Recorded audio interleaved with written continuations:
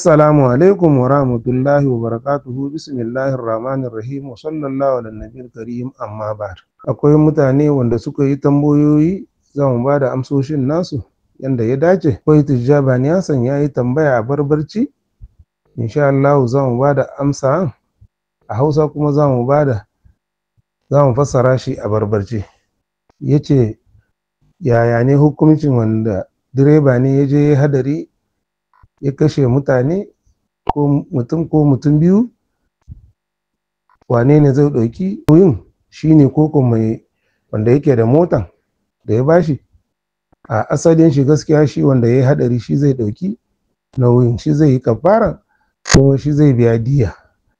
Kenan a nan dai wanda yake da mota ya san da gangam ya bashi bai da lasisin tuki kuma bai iya mota ba ya bashi yayi abu, wannan shi ma zai ɗauki nauyin nan, kenan shi ma zai kafara da diya. Kuma ba a raba ba don mutum ya kashe mutum biyu a ce wani ya ɗauki nauyi, a'a shi zai yi duka. Kenan kafara in zai yi wata biyu na mutum guda, na mutum biyu zai yi wata 4. Kenan kuma diyan da zai biya raƙuma guda 100 in mutum ɗaya ne, in mutum biyu ne raƙuma 200 zai biya. Amma in ya zamanto wanda yake da mota da gangam ya bashi bai iya ba tuki, bai yada abu, wannan gaskiya mai motan shi zai biya, tunda bai da lasisin tuki kuma bai iya mota ba aka bashi ya je hadarin nan. Kenan wannan shine tambayan naka da amsoshinsu. Shi direba gaskiya asalin shi ne zai ɗauki nauyin duka kafara na mutanen da ya kashe kuma da diyan. Amma in ya zamanto wanda yake da mota, haƙƙin motan shi da gangam ya bashi bai iya tuki ba kuma bai da lasisi, gaskiya responsibility mas'uliya zai koma a kan shi. To tijja kuma zan ba da amsa naka haroji koronum din mariyan kam da wannan mota kiriji don nan leji hadari latsu wanda kam na ceje ko am yindi ce zina rawalja a yi timan gwaji mas'uliya da nauyi da timan gwaji ra kan mota mari a timan gwaji asalin zun ti dole kalan zun wajib suna ka fara hada tsoro kam tilo mu ce zuwa ka fara kindawo indiya da asham kindawo indiya tsiri koko kam kare koko kirram kan bero kwalji. Amma kama mota mari nan ji kwarni kan badi lasisin zu mota kirida ya ba wa nozuna kuma koro mota da nozun wannan ci da ji a hadari da siriya kalan zura walli nauyi di. Kenan adama bayanin diye amsa hanzu. Kuma tambaya na biyu Jilmaiman Kaigam shi ma ya tambaya a barbarci, zan ba da shi a Hausa kuma daga baya zan fassara mushi a barbarci.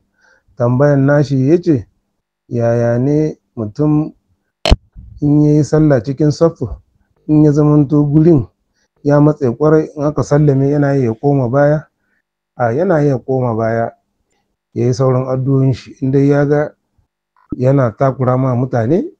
Kenan ko da fari ma inda ya zamanto saffin kwarai yana matsayi da mutane, gaskiya a ƙara wani saffu, ba dole bane inda ya cika saffu sai a zo a takura ma mutane, sallan ma da ƙyar ake, ba haka bane aka ce. Amma da gangan baka iya ka bari saff akwai guri tukon nan tun da farko kafin ka yi sallah, fa inna taswiyata sufufu min tamamis salah, yace cika safu gaskiya yana cikin gyara sallah ko dan a samu ladan sallah. Kenan bai kamata ba mutum in dai akwai guri dole ya shiga safu na gaba ko na biyu, in ya cika na gaba kuma da na uku. Amma in ba haka bane, in gurin ya matse tun da kafin a tada sallah ma gaskiya mutum ya wani guri mutanen su koma baya, babu komi, haka ne ake yi. Amma kuma yanda ka faɗi yace kaman kai kun yi sallah ya ƙare gurin ya matse, in kai sallah ma kana iya ka koma baya ka yi addu'o'inka, ka yi rukokinka, babu komi, kaman baka tashi bane tunda ya zama maka dole ne.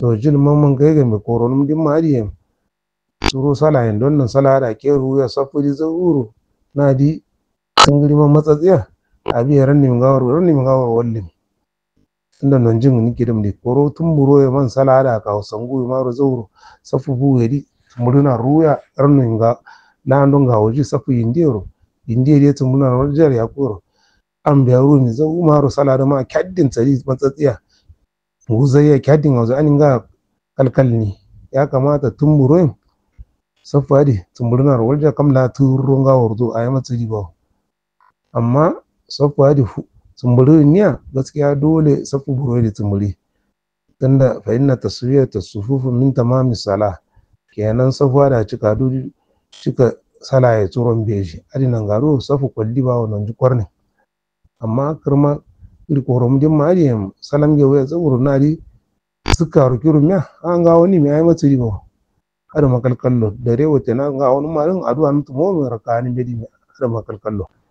Yawa tambaya na uku Hajiya Zaina kai gama shine ita ce ta tambaya ta ce wai rigan da tun yana sake tukunnin ya je wanka gawa yaya ne wannan rigan ba ya yi sallah da shi? A'a ba ce haka ba, gaskiya ana yi sallah in dai ba wani jini bai taba shi ko wani kashi ko wani datti dai dole sai ya wanke gurin ko ya wanke rigan gaba ɗaya yanda ake so kenan. Amma in ba haka ba ne ya ɓata alwala ba ya ɓata in ka yi sallah da shi in dai rigan waɗannan abubuwan bai taɓa su ba. Amma mustahabbu ne in dai kana da lokaci gaskiya bayan wanke gawa kafin ka yi sallah in kana iya ka sake riga ka yi wanka da kanka ka wanke ko ina shine mustahabbu yanda ake so. Kuma in za ka zo masallaci gaskiya ka yi zina ka sa turare yana kamshi tukun ka ta yi bai kamata ba ana jin jikinka warin gawa ko warin makabarata kenan anan an yi son a yi haka.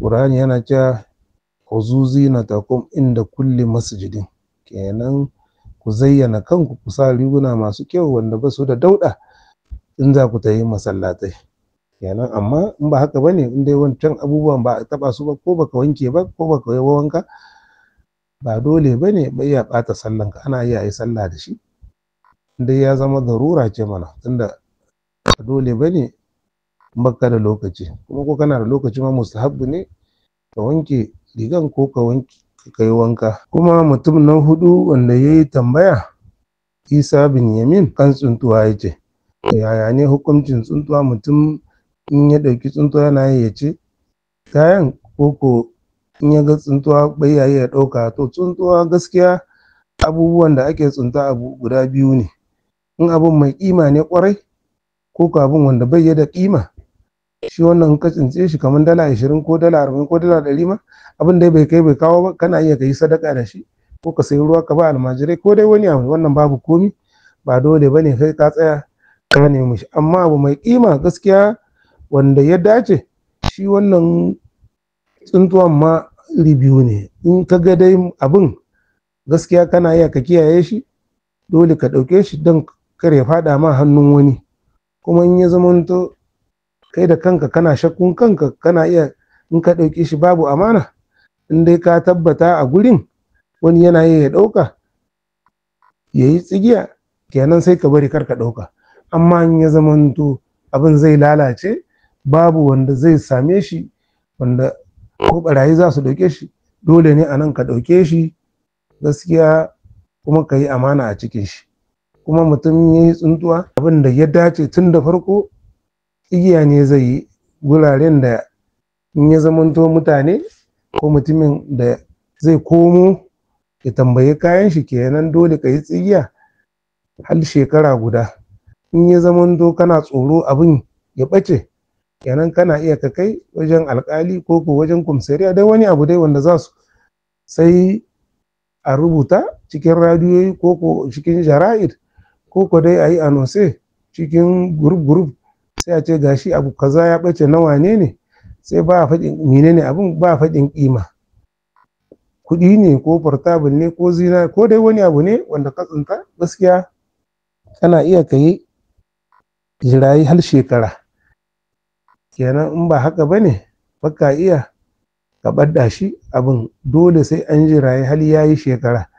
Tukwan nan mai shi in bai fito ba kana iya wajen jamhur fuqaha kana iya ka mallaka ma kanka ko waɗansu kuma ka yi sadaka da sunan mutumin, wannan bai ya komi.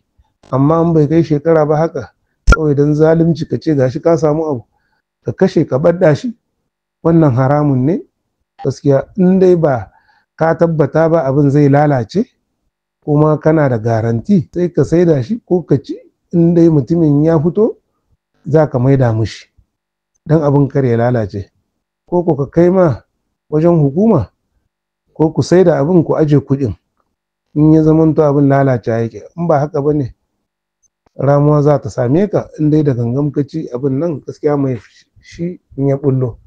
Kuma bayan shekaran ma in dai ka aiki da shi ka mallaka ka yi sadaka, mutumin ya fito ka ce gashi mun jiraye ka shekara, gaskiya abin bai fito. In dai kana da halin biya dole ka maida mushi, kuma ba dole ba ne mai shi abin yin shekara in ya fito baka wani abin da za ka kayyada sai a ce 10% cikin 110 ko dipursan, wannan haramun ne. Wannan akila amwalin nasu bil batil ne, wala taqulu amwalan nasu bil batil. Qur'ani yana cewa kar ku ci dukiyoyin mutane cikin haram. Kenan sai dai abin da yayi niyya ya baka shine za a yi, ko hukuma ma bai dace ba ya kayyada ya ce abin da aka samu a ƙasa aka yi tsuntuwa in mun shi ya fito sai a ɗauki cikin 10 guda, wannan bai dace ba, ko cikin 110. Gaskiya sai dai a yi yarjejeniya da mai shi ma ya kamata kuma kar ya yi rawanci ya bada, kar ya yi bakhilci ya bada ma wanda ya samu kayan nashi da ya yi kiyaye. In ba haka ba ne gaskiya ba ya a ci kayan da aka tsinta sai an jiraye shekara. In yi shekara mai shi bai fito ba gaskiya wannan halak malak ne, sai ka bar da waɗansu kuma ka yi sadaka da waɗansu in dai mai shi bai fito ba. Kuma ba a yin wasa da irin wannan abubuwan, sai a tambayi malamai yayin da ya kamata. Kuma in ya zamanto baka da ƙarfin da za ka kiyaye za ka yi amana, gaskiya ka kai wajen alƙali ko wajen wanda za su yi cika amana sai su aje kayan nan, da kai kana da rauni wanda baka iya ka cika wannan abu. Wassalamu alaikum wa rahmatullahi wa barakatuhu. Ku yawaita tambayoyi, kowa yana ƙaruwa, mu muna ƙaruwa, ku kuna ƙaruwa, wanda ya tambaya yana ƙaruwa, wanda bai yi ba tambaya ma yana ƙaruwa. In dai wani abu ya shahe ku akan addinin musulunci, duniya ne da lahira ne duka, insha Allah muna shirye za mu ba ku amsoshin nasu. Wassalamu alaikum wa rahmatullahi wa barakatuhu.